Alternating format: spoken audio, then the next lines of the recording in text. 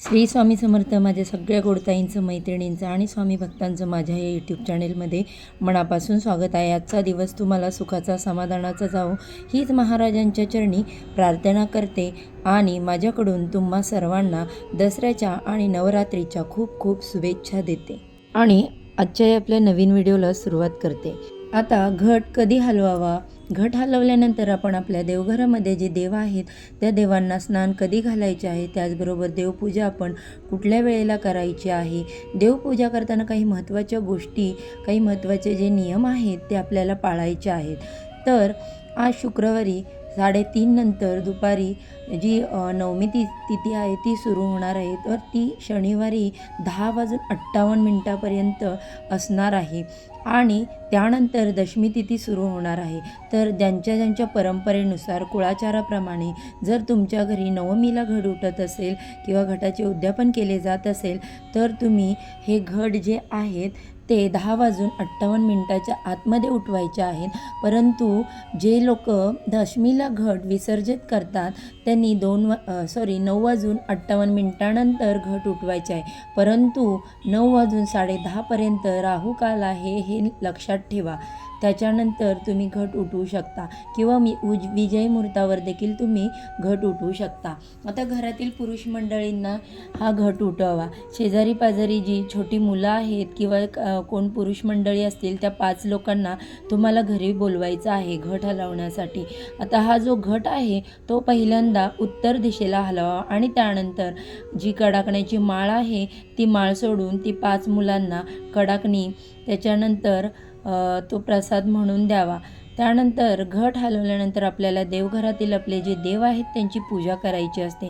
तर आता बघा, बरेच जण जे आहेत ते घरामध्ये बऱ्याच जणांच्या असं असतं की घट नवमीला उठवतात आणि पूजा मात्र दशमीला केली जाते.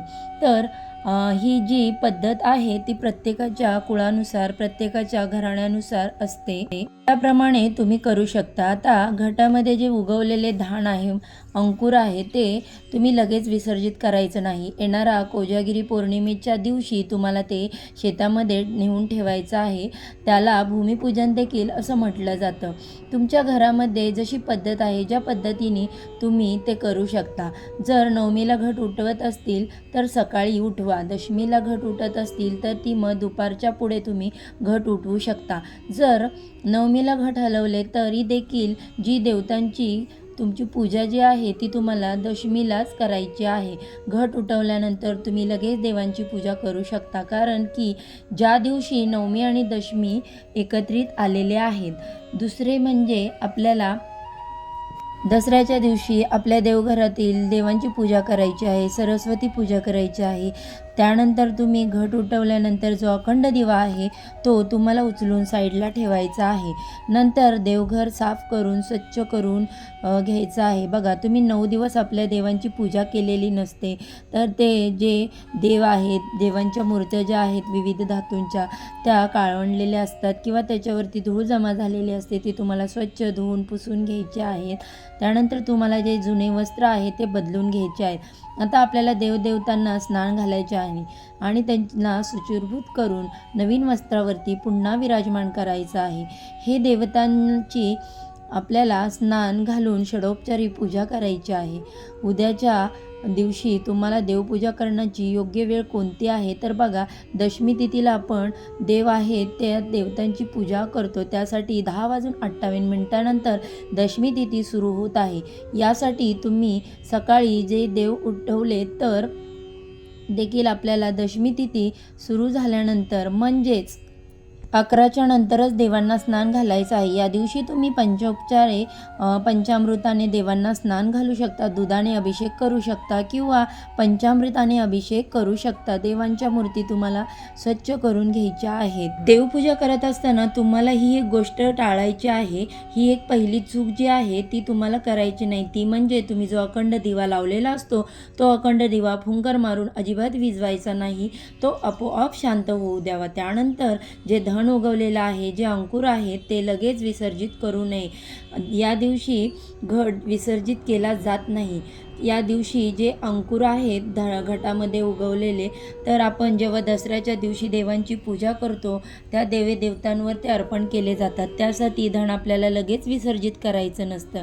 त्यानंतर ते अंकुर काढून आपण आपल्याला देवाला अर्पण करायचे आणि आपण जी घरामध्ये शस्त्रपूजा केलेली असते त्यांना ते अर्पण करायचे असतात. आता जे घटामध्ये पाणी असतं ते पाणी तुम्हाला इकडे तिकडे लगेच कुठेही टाकून द्यायचं नाही, तर ते एखाद्या आंब्याच्या पानाने किंवा फुलाच्या साह्याने त्या तुम्हाला घरभर शिंपडायचं आहे. कारण आपण जी पण 9 दिवस सेवा केलेली असते, उपासना केलेली असते देवीची, त्यामुळे त्या उपासनामुळे भक्तीमुळे या पाण्यामध्ये हे शक्तितत्व जागृत झालेलं असतं आणि त्यासाठी आपल्याला हे पाणी पूर्ण घरभर शिंपडायचं असतं. यामुळे काय होतं की आपल्या घरामध्ये काही दोष असतील, काही नजरबाधा असेल, करणीबाधा असेल, तर त्या पूर्णपणे नष्ट होतात. तर आपल्याला म्हणून हे पाणी आपल्या पूर्ण घरभर शिंपडायचं आहे आणि उरलेलं पाणी तुम्ही एखाद्या झाडाला टाकू शकता. ही चूक अजिबात करू नका की उरलेलं पाणी तुम्ही तुमच्या घरातील तुळशीला टाकू नका. त्यानंतरची पुढची चूक म्हणजे आपण जो घटाला धागा गुंडाळलेला असतो, म्हणजे रक्षासूत्र बांधलेलं असतं, ते कलावा म्हणतात त्याला, तो निर्माल्यामध्ये फेकून द्यायचा नाही. तर तो धागा तुम्हाला तुमच्या घरातील कुलपुरुष, कुलस्त्री किंवा छोट्या मुलांच्या हातामध्ये बांधायचा आहे.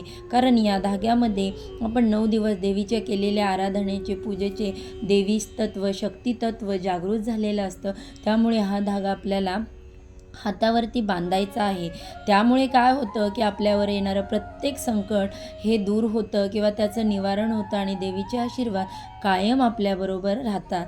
त्यासाठी हा धागा आपल्याला हाताला बांधायचा आहे. तसेच त्यामध्ये जी सुपारी आपण टाकलेली असते ती सुपारी चांगली असेल तर तुम्ही फोडून ती पानसुपारी म्हणून मुलांना देऊ शकता. जर ती खराब झालेली असेल तर तुम्ही निर्माल्यामध्ये विसर्जित करू शकता. त्यानंतर तुम्ही जे घटामध्ये नाणं टाकलेलं असतं 1 रुपयाचं, तर ते नाणं काढून तुम्ही लाल किंवा पिवळ्या रंगाच्या कपड्यामध्ये बांधून ते तिजोरीमध्ये ठेवू शकता किंवा आपण जिथे धन किंवा पैसे ठेवतो तिथे तुम्ही ते ठेवू शकता. तर हा घट लगेच विसर्जित न करता त्याचं भूमिपूजन कोजागिरी पौर्णिमेच्या दिवशी करायचं, म्हणजेच तो शेतामध्ये विसर्जित करायचा आहे. कुठेही फेकून न द्यायचा नाही. जर तुम्हाला शेत नसेल तर तुम्ही तो किंवा तुम्ही एखाद्या शहरी भागात राहत असाल तर तुम्ही हा जो घट आहे तो एखाद्या झाडाच्या बुंदाला ठेवू शकता. नंतर आपल्या सगळ्यांनाच हा एक प्रश्न पडतो की आपण जो घटावर नारळ पुजलेला आहे त्याचं काय करायचं, तो फोडायचा की विसर्जित करायचा.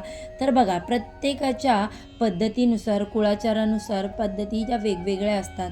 त्यामुळे काही लोक हा नारळ फोडून त्याचा प्रसाद करतात, तर काही लोक तो नारळ विसर्जित करतात. कारण का त्यांचं मत असं असतं की हा नारळ देवीच्या नावाने पुजलेला असतो म्हणून तो विसर्जित करायचा, तर तो फोडायचा नाही. परंतु आमच्याकडे अशी पद्धत आहे, हा पुजलेला नारळ जो आहे तो फोडायचा आणि मग त्याचा प्रसाद करायचा आणि तो प्रसाद जे घट उठवायला आलेली मुलं असतात त्या मुलांना प्रसाद आणि कडाकण्या नैवेद्य म्हणून द्यायचा असतो. आता बघा, घट हलवताना तुम्हाला या दिवशी नैवेद्य दाखवायचा असतो घटाला आणि मगच घट हलवायचा असतो.